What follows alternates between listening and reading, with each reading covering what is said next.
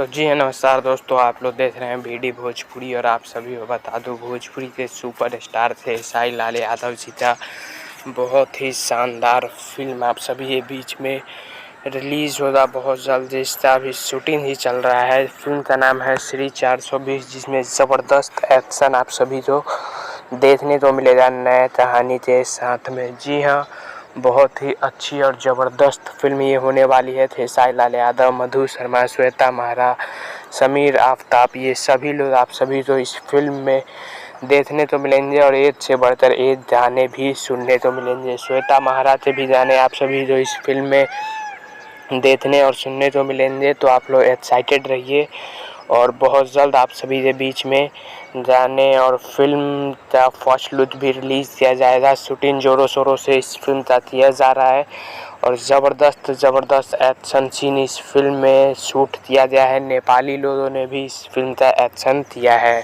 तो आप लोग एक्साइटेड रहिए।